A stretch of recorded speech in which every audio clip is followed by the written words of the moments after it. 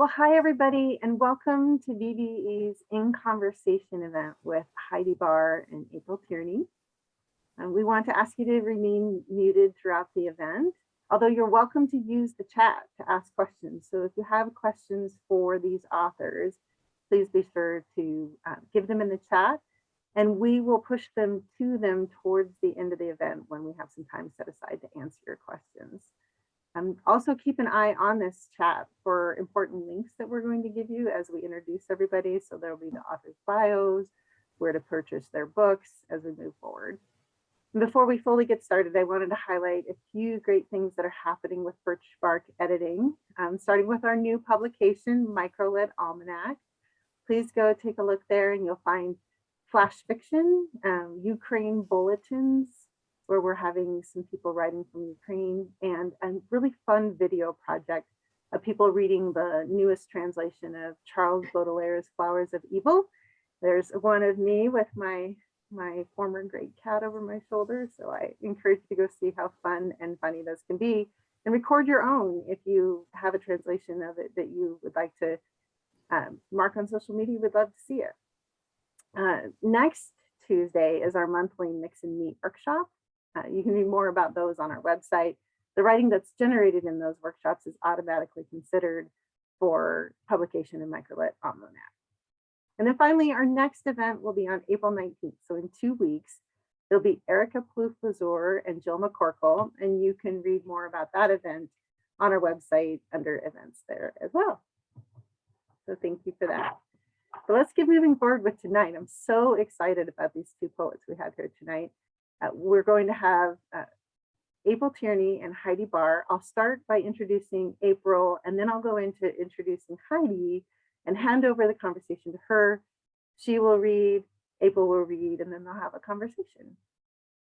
So first, April Tierney is a poet, craftswoman, mother, and lover of stories. She is the author of 3 full-length collections of poetry, as well as the co-author of a chapbook and photographic anthology. Her work has been featured in the Wayfarer magazine, Orion, and Real Ground Journal, among other publications. She lives in the foothills of the Colorado Rocky Mountains with her husband, young daughter, mischievous dog, and wide web of kin. Learn more about her at her website, and there's more information about her in the chat. Welcome, April. Next, Heidi Barr lives in Minnesota with her husband and daughter, where they tend a large organic vegetable garden, explore nature, and do their best to live simply. She works as a wellness coach, holds a master's degree in faith and health ministries, and is the managing editor of Wayfarer magazine. As a mother, spouse, nature lover, and writer, she is committed to cultivating ways of being that are life-giving and sustainable for people, communities, and the planet. You can learn more about her at her website as well. So welcome, Heidi. We can't wait to hear you read. Thank you so much to Max and Kat for having April and I on. I'm really pleased to be here with you all tonight. This is one of the first readings I think probably April and I have each had for these new books. So it's an honor to be able to share them with you tonight. So I'm going to read from Slouching Toward Radiance. That's the book. You can see my markings here. So it's called Slouching Toward Radiance, a day in the life of you, me, and God. And I'm going to start by reading a short section of the introduction, just to give you an idea of where things will go. So, from the introduction. On a seemingly ordinary day, somewhere in the world, the snow sparkles just so in the sun. Fog softens a rough edge. A newborn cries. An elder starts to fade. An old oak tree falls to the ground to see what it's like to practice resurrection in the form of decay and rebirth. Minutes pass, days are lived, months stack themselves up. Every year that ticks by reminds me how much being alive changes with the passing of time and how an understanding of time shifts with age. The days are long, but the years are short. Maybe this cliche is true. Maybe we just learn to see another layer of experience when caring for others, or when we are being cared for. Maybe how we walk through time shifts with every step we take further into our arc of life. I don't know. What I do know is that an unremarkable day can be full of wonder if we pay attention. Skipping forward a bit. What if you found yourself among wildflowers, walking next to whatever version of God speaks to you, slouching toward radiance? Embrace fully the ordinary dance of living. You never know what might happen. The sun's coming up, so let's begin. First, we welcome the dawn, and this section is called Reflections and Ruminations.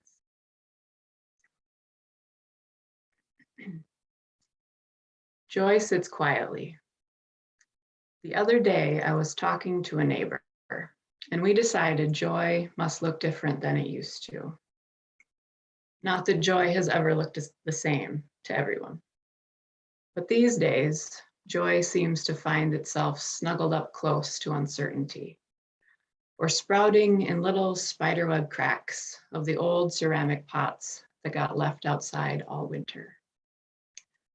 These days, joy can be kind of subtle, can't it? There are these fleeting moments when you can't believe how wonderful it is to be alive. Right there next to times that stand still, times laced with worry, lament, self-loathing, feelings that have rather strong staying power. And instead of telling you not to feel those things, or offering empty reassurance that everything will be fine, joy just sits quietly in your shadow until you notice she's not giving up on you.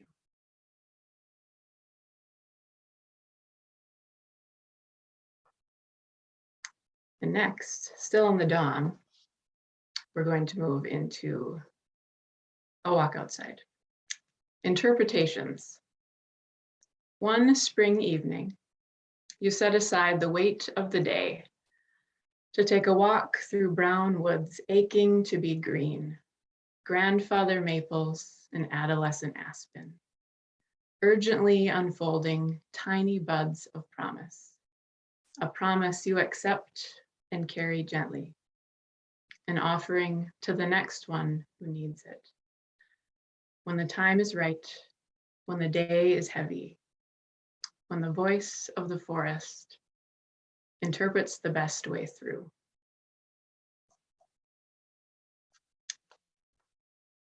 And next, we move to high noon as the day progresses. And high noon is all about heart advice and suggestions.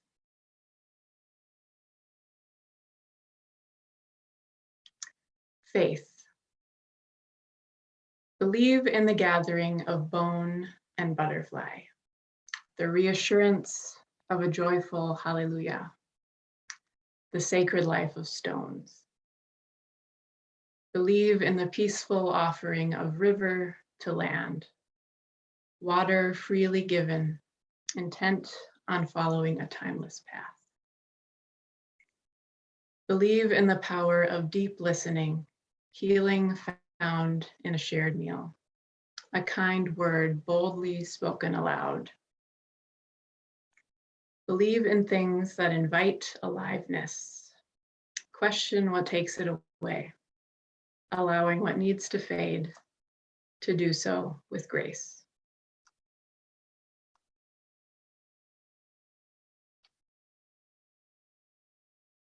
On love. Be reminded that pebbles, raindrops, moss, grassy meadows, old log cabins, sidewalks that act as homes, foamy lattes at your favorite cafe, a wave to your neighbor each morning on the way to work, robins, feral cats, orange dahlias blooming, feedlot cattle, an old lone American bison standing watch near a crumbling farmhouse. red rock canyons, long-legged spiders, the person next to you on the subway who hasn't showered in weeks. High winds, old books, inmates who write daily letters to small sons, children who wake up singing, snow gently falling on glassy water in spring. Be reminded, all of this is yours to love.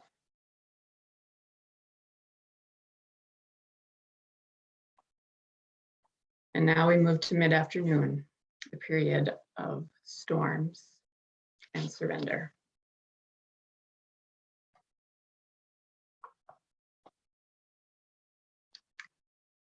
Surrender. Sunflowers follow their namesakes' every move, even when doing so means delicate necks are bathed in shadow, and garden pests, the ones eating holes in the bean leaves, hum with growing satisfaction. Tiny, translucent beings circling round and round and round again. Tiny bodies eventually falling one by one to the ground, until each sunflower lowers its gaze for good, neck exposed, letting go, dropping into the sweet darkness of a new season. Did you really think they could grow forever?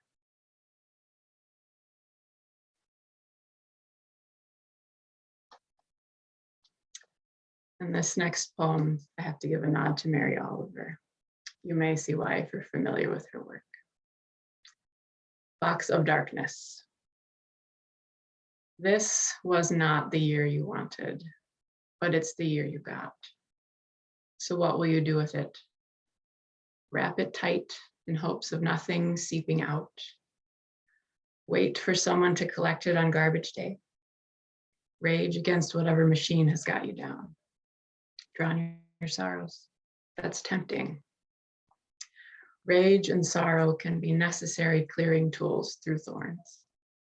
Grief journeys must be fully traveled. Truly tending to and healing wounds often takes far longer than you think it should.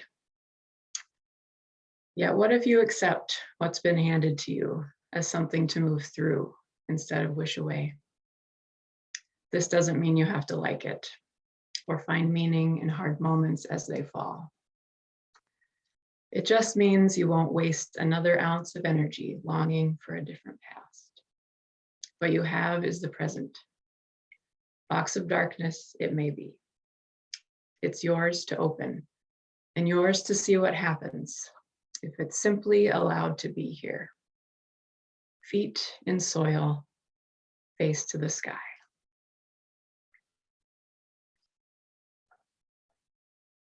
And now my favorite time of day, which is golden hour, the late afternoon light, for some blessings and invitations.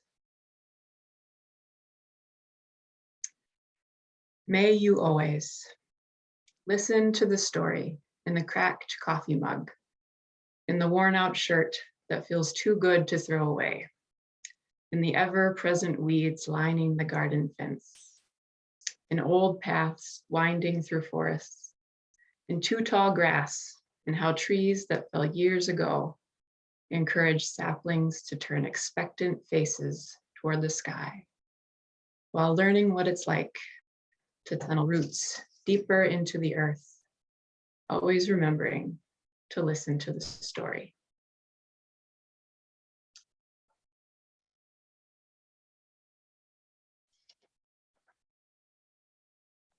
One more note on joy.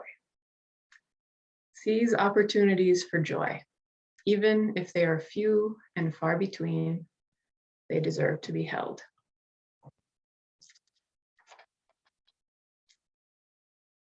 And now we have made it to dusk. The sun is going down, and we're going to talk about solitude and keeping company.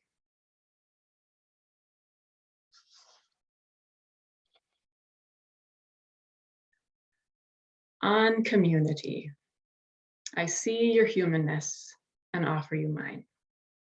Together we walk side by side imperfect, but together. Sometimes there is limping, or one of us has to be carried. But when we take turns, it works out okay in the end. Because along the way, there's time to celebrate how beautiful being human can be when we fully acknowledge we belong to each other.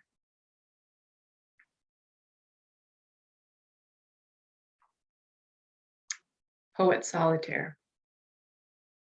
You don't need permission to write in the direct path of the wind, wander whimsically in wild places, seek solitude in secret sanctuaries. You might say warmth is necessary, and so is permission sometimes, but not when it comes to tapping into the pulse that rises from solitude, from walking the edge of discomfort, from any opening that leads to the untamed silence of the soul. You need community, it's true. We all do. You also need at least a bit of time as a desert solitaire, riding through the night in search of forbidden fruit.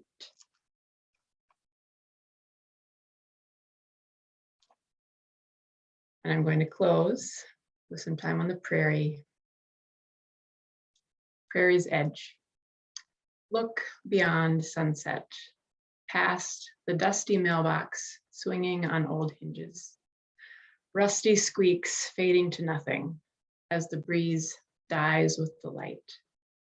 Where there lies a field of wild daisies, big blue stem, side oats grama, and enough milkweed to intoxicate monarchs for days. A place where stillness and motion melt together.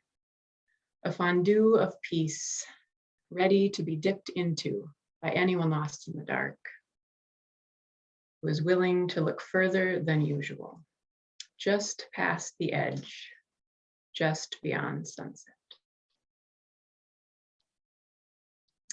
Thank you very much. And I'm going to pass the mic to April. Thank you, Heidi. It was so sweet to hear some of my favorites from your collection read aloud. It's really beautiful. So I had the good fortune of reading Slouching Toward Radiance over a few months, which is really rare for me in terms of taking my time with a book, especially with poetry. I tend to read quite voraciously. But there was something about your book, Heidi, that asked me to savor your poems and to actually sit with each one before rushing on to the next. So I decided to start with this poem tonight called Insatiable.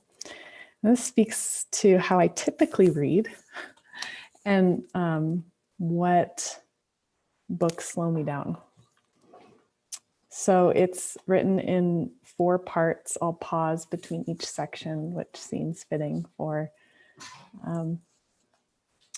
my learning how to move a little bit slower with text. And I also reference 2 books in this poem. The first one is The Unwinding and Other Dreamings by Jackie Morris. The second one is Fugitive Pieces by Anne Michaels, and they're both exquisite. Okay, Insatiable. I devour books. I can't help myself. One unsuspecting word after another. Inhaling the pages so quickly, sometimes I become dizzy with beauty and overwhelmed by meaning. I long for the language that was not spoken when I was younger and remained silent as I got older. I pursue what has been lost in writing like a hunter, whose hunger is not a luxury and will not be satiated by pleasantries. Each lovely phrase, every glint of truth, always leaves me breathless for more. A poet I admire once advised in her prelude against reading the book cover to cover, but rather one slow section at a time before going to bed each night. Even still, I proceeded to devour the entire thing in one sitting, picking my teeth at the end like a lioness, utterly stuffed to the gills with imagery and poetry. Sometimes I can be stalled by my curiosity to know more about the person behind the pen, pausing mid-sentence to research where they came from, who their parents are, what impulses drive them back over and over again to the formidable blank page. Recently, it was a humble novel that succeeded in slowing down this insatiable hunger, simply by yoking my own ancestral memories into the spinal column of the main characters. A Polish boy who escaped the Nazis after they barged into his home and brutally killed his kind-hearted family. He ran off into the woods and buried himself below the earth, so only his lips and nose remained above ground, kissing the sky, supplicating upon life. He dug his grave by day and wandered the woods looking for food by night. I could only comprehend these words in miniature gulps, like drinking the sullen air from that Polish nightmare through a pin-sized straw. I'd pause every few pages to feel my heart desperately beating and then breaking. To remember my cousin Isaac, who is the only name or story my family knows, though surely there are more. How so many fled into the forests and bogs after everyone around them had been killed or taken away to the camps, running to escape their fate. But when you run from what has been written, where does the narrative end? And who put those words down onto the page to begin with?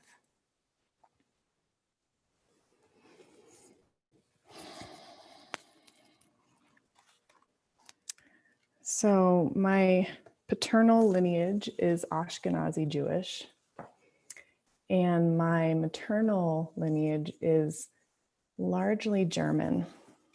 And for most of my life, that has felt like a really complex and heartbreaking confluence of cultures and histories in my body.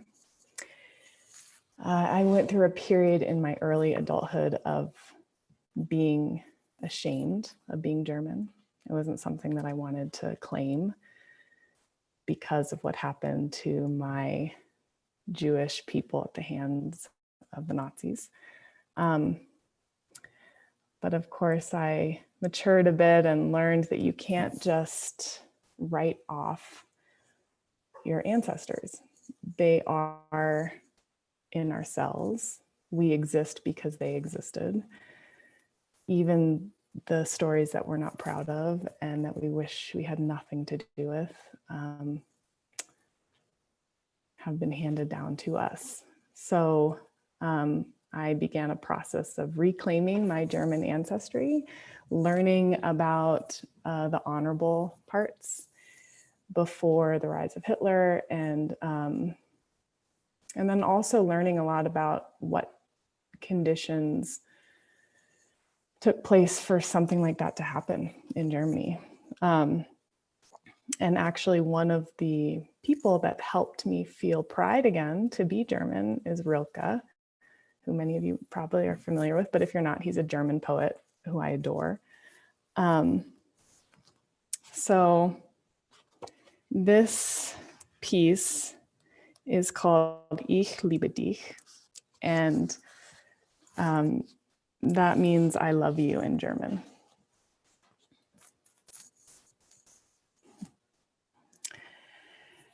And Aunt Christy, you might want to get your Kleenex box for this one. Okay. How easy it is to keep myself from missing you. Your hands with their purple veins running through the province of rivers and time. The way they guided fabric so smoothly through the shining foot of your old sewing machine, making elaborate gifts for every person you ever met. The way you said my name, always with an E at the end, like a lullaby or curtsy to finish class. That time you came with me to campus for our made-up Take Your Mother to School day. You, having never attended college, sat wide-eyed in each room, drinking in the wine of novelty and knowledge. How you swore by the importance of tasting one cookie from every batch you pulled out of the oven, if purely to know something of the sweetness you intended for others. When you wanted to recreate the infused vodka you so adored drinking on the streets of Germany, we spent hours squeezing lemons in your kitchen. Our hands were swollen from the juices. We laughed so hard we cried. That day in the hospital, we folded over Rilke's original German verse as though studying scripture. And surely we were.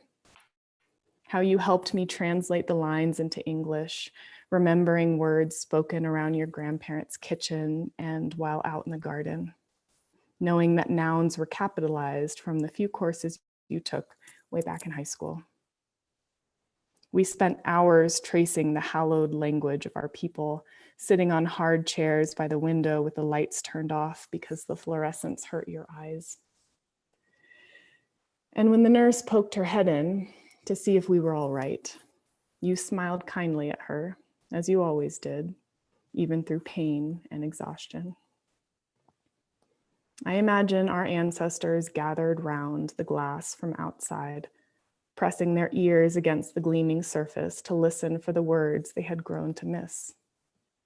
Ich liebe dich was the first phrase you taught me, the opening to poem 125 in the Book of Hours. We chanted it over and over again in pure exultation.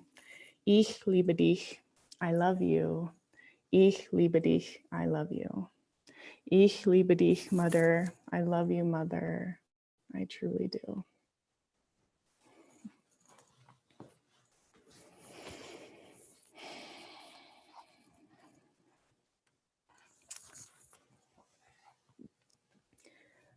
So my mom died 4.5 years ago from cancer.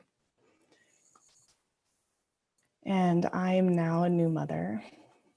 I have a 9-month-old daughter, and it's really, really hard mothering without her alive. I feel like I'm in this period of becoming. I'm not quite who I used to be, and I'm not yet this mother that I'm making my way into. And this next poem is about that time between, which I think goes unacknowledged often, or maybe unnoticed, that we sometimes are in the middle place of something and that there's merit in that. It's called Becoming. Our futures unfold inside these moments of becoming. Do not back away. You are kneeling into the watershed of all things worth living.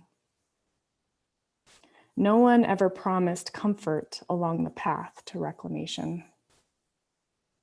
The old stories professed dragons and dark forests littered with doorways to the underworld.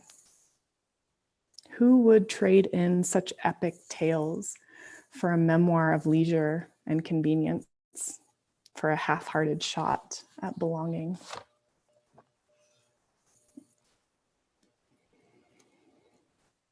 I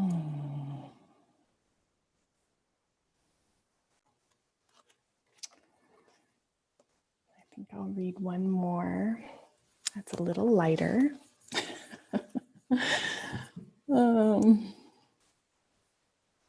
I tend to write heavier type things, but once in a while, I enjoy just having a bit of fun. That's what this one feels like. It's called Interspecies Music Making.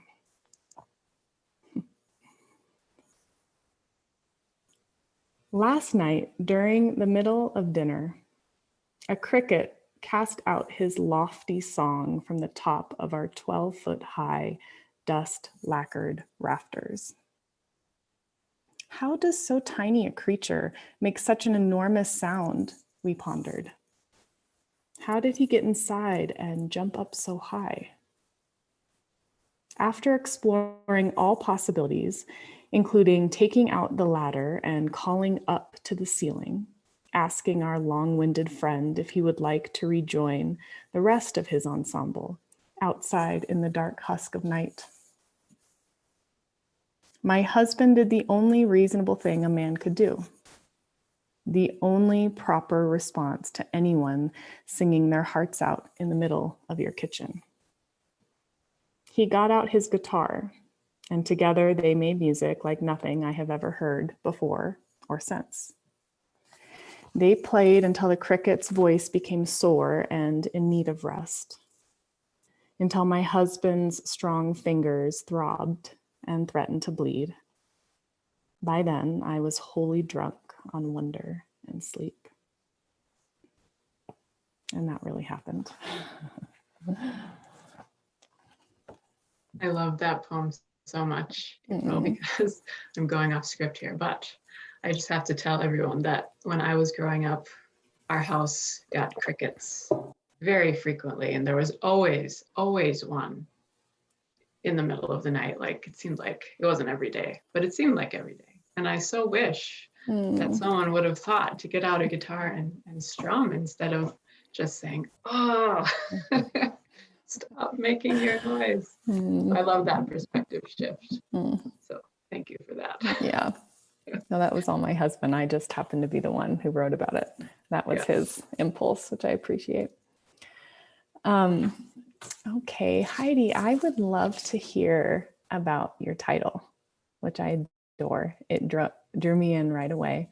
I've never seen those two words put together before, slouching and radiance. And yet it stirs something in me. And I'm curious how that vision came to you, or how it, sits in you to have those words together.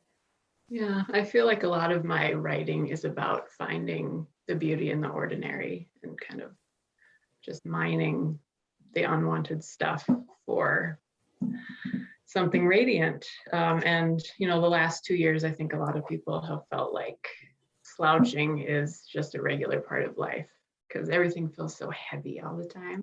And I know for me, I just feel like I'm just kind of slumped over and making it through the day. So I think that's kind of where that word choice came from, just because I felt like I was slouching a lot of the time. And I don't necessarily want to be. I would rather be moving, toward radiance, toward light, toward joy. And so I thought, well, we have both. So they're both going to be in my title because this is life, we're slouching. Sometimes we're radiant, and they can both exist together. So I think that's how I landed on that. Well, titles are hard though. So it was one of many, but I kept coming back to it. So we kept it. And yeah, well, while we're talking about titles, what made you kind of grab onto Memory Keeper and say, yep, I'm gonna, compile all these things that are tied together by that idea of memory?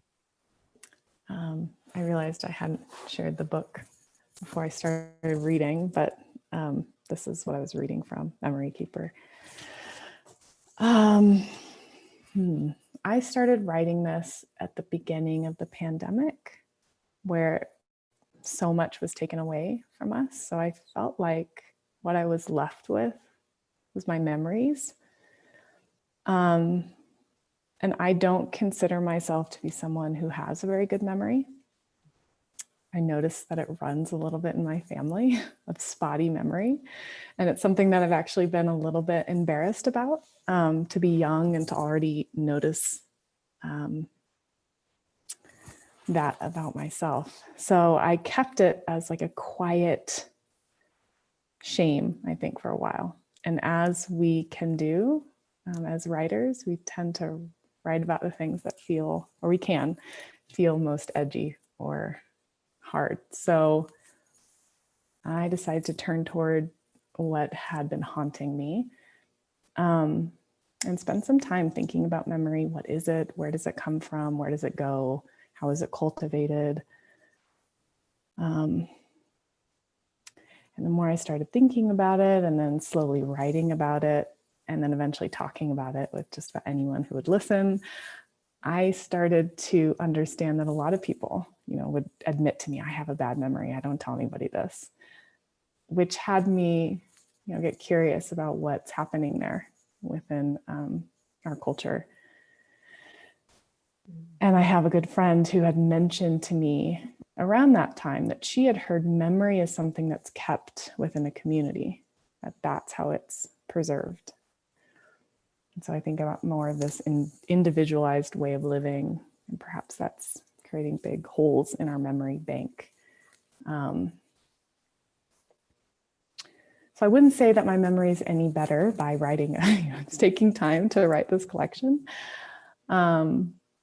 But it's particular. Like, I remember particular things, whereas someone else will remember something entirely different from the experience. And perhaps that's where the community comes in. It's like we're remembering it together, but from different angles. Yeah.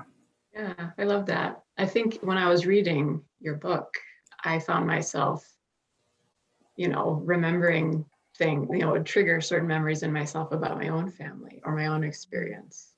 And I appreciated what you said earlier too about being ashamed of being German. I'm also German.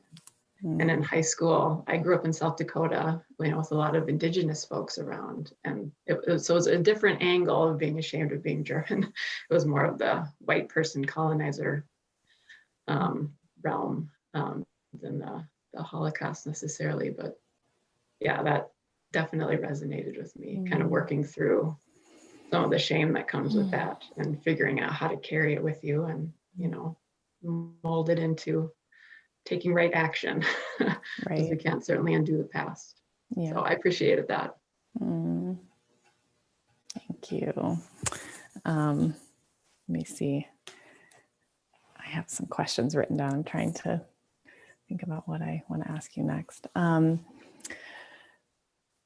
Well, I'm really someone who admires short poems because I think it's hard to speak about a lot within a small space. Basically cut out all the fat and just get down to the bone.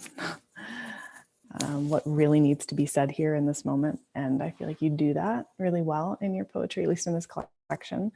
I'd love to hear just how that process is for you, writing shorter pieces. And yeah, because I know with myself, when I do write shorter poems, it's just really clear there's nothing else I could include. Sometimes I might want for it to be longer, but it just really wants to be, a handful of lines. I wonder if that's your experience. Like, is it that clear?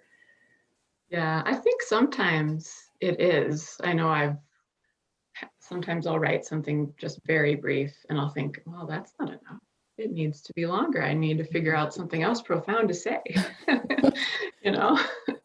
But no, if it's done, it's done. And I will say, in school, when you would be assigned, like, write a 5-page paper or something in high school or whatever it was, I was always the one who was like, how can I make the font a little bit bigger?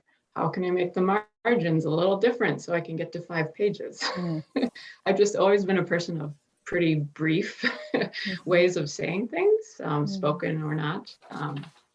So I think the short pieces kind of came naturally to me, just because that's always kind of how I've been wired, is to just be brief.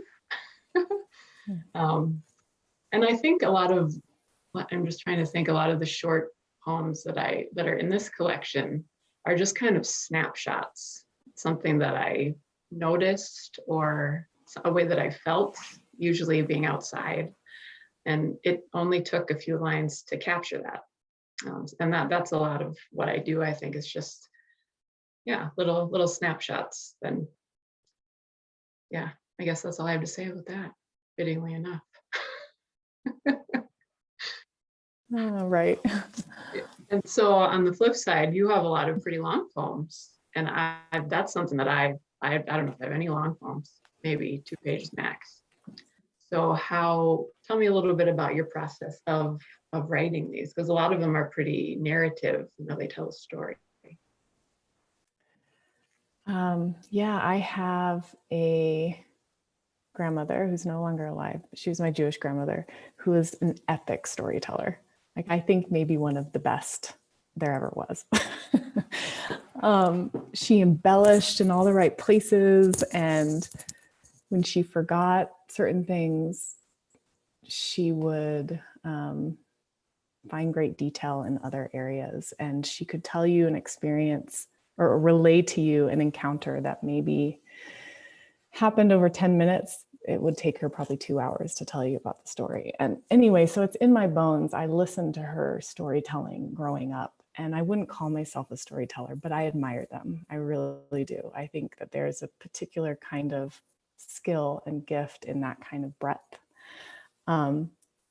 I think if I really had it, I would be a novelist. I admire that kind of breadth in a way that I haven't been able to muster. So I just play with it a little bit in longer poems. And I don't have the capacity to go in for the great detail, but like I mentioned earlier, I find the particular things, that I might notice that someone else is not noticing that's happening in the room at this moment. And then that can open a whole world for me. So yeah, I really enjoy telling stories through poetry. Excellent. Yeah. You do it well. So I'm glad that you have taken it on. Thank you. I should also mention that it's vulnerable, like to write myself into, and my life experience and my family, to write it into my poetry. It feels edgy, and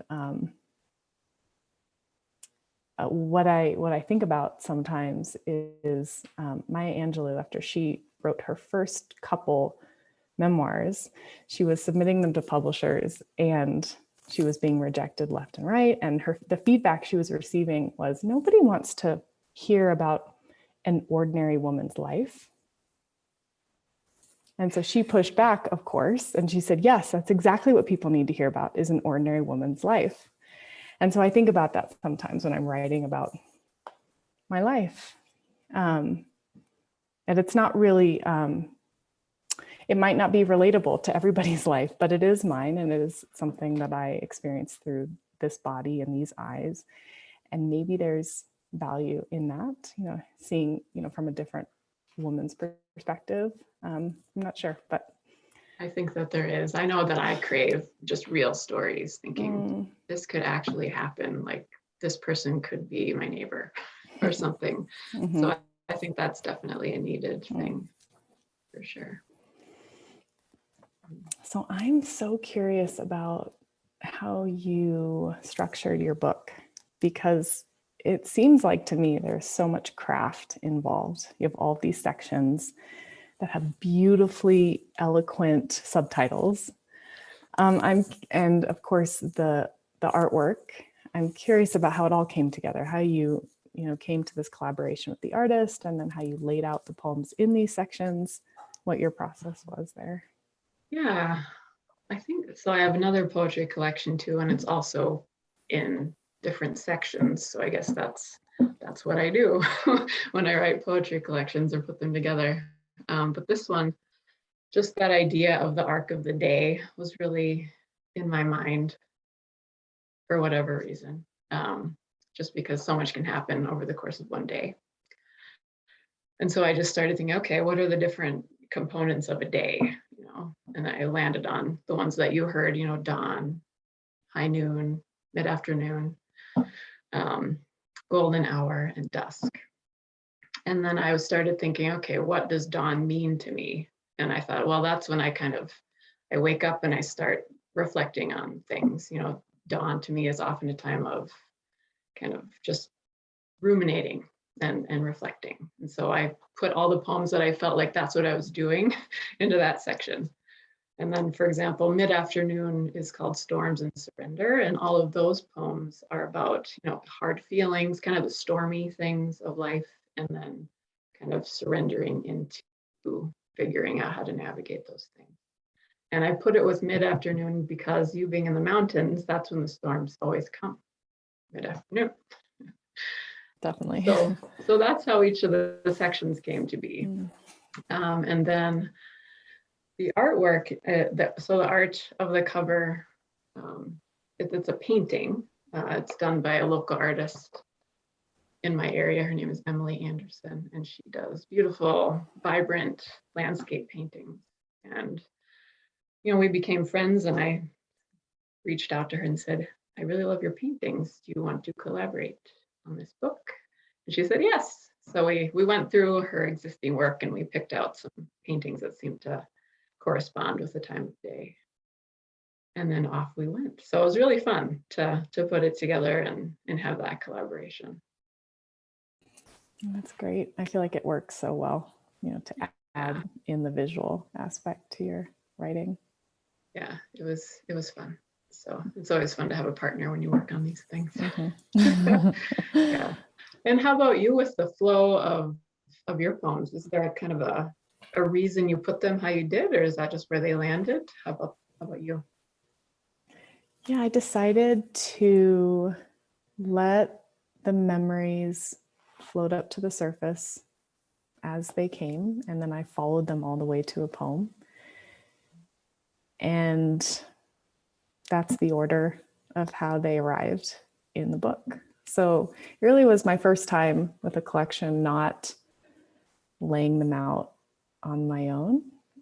I felt like there was a bit of surrender that happened on my part to memory itself and to trusting that there's an intelligence here that I don't understand or really need to, but that it would inform the work. So it's an interesting process. Yeah, I love that. That's neat. Cool. Thank you. Yeah. Well, getting close to time, I think. Right, we we do have questions.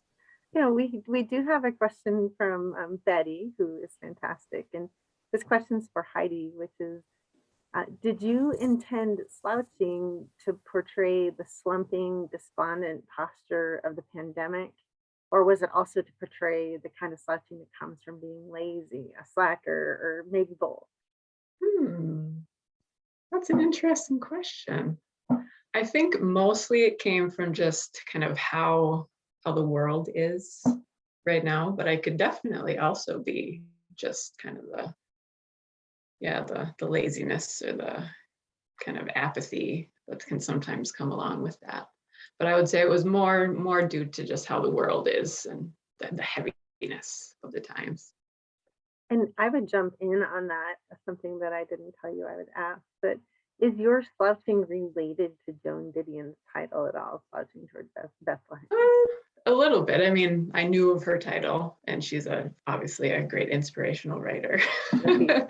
So I would imagine that's maybe where some of the idea came, just because I've heard that title so many times in my life. So yeah, it was certainly an influence.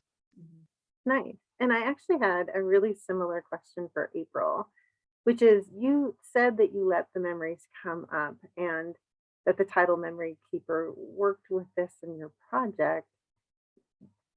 Did you find that you were writing more towards a theme, or did you find that this theme emerged in your writing? And one of the your poem "Burrs in Your Heart," you had this line in here that was just so beautiful, that the burr that is stuck in my body, is functioning as embodied memory. And is that all related to this title in some way?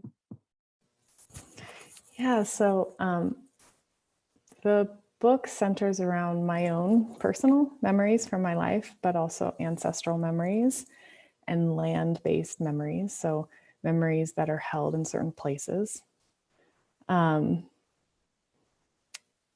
So I danced between those throughout the collection. And I've come to learn that memory is really an embodied thing. We have to be present in our bodies to remember and experience. And perhaps that might be why sometimes I have these great blank canvases in my mind, because certain experiences are so painful that perhaps it's just like a defense mechanism in my body to not remember. So as far as a theme, I mean, within the umbrella of memory, I didn't really notice, something emerged from that. But, just hanging out with some of these things that I hadn't thought of maybe since they happened was quite interesting and edgy and illuminating, and would wholeheartedly recommend it to anybody. Taking a scan over your life and letting yourself actually acknowledge the beauty and the sorrow and know that it's important and necessary. And I feel like that's what I really did with this collection, was to look back. There's so much looking forward in a culture that we're living in, just projecting into the future, that it was quite something for me to just pause and spend, time looking back. That's so terrific. You remind me that I feel like you and Heidi really are in conversation with each other. In her poem, Life is Art, Part 2, she says, look at pain, let every experience be a brushstroke on your canvas of living. And it seems like in some ways that's what you did, looking back at your memory as well.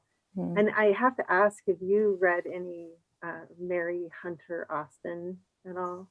Oh, her autobiography, Earth Horizons, she really deals in that idea that place has memory because landscape exists outside of the time of human, lives. Like, so she specifically El Morro and the signatures on the rocks at El Morro and the different years where those signatures happened, but the rock was always there. I think it ties into what you're talking about. Wow.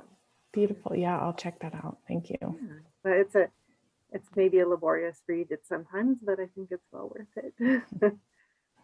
And Heidi, for you, I just wanted to get into just a little bit early in your day poems. On the poem Daytime Starts, you write, some days all I want to do is sit in a sunbeam and give the chaos of life a respite from thriving.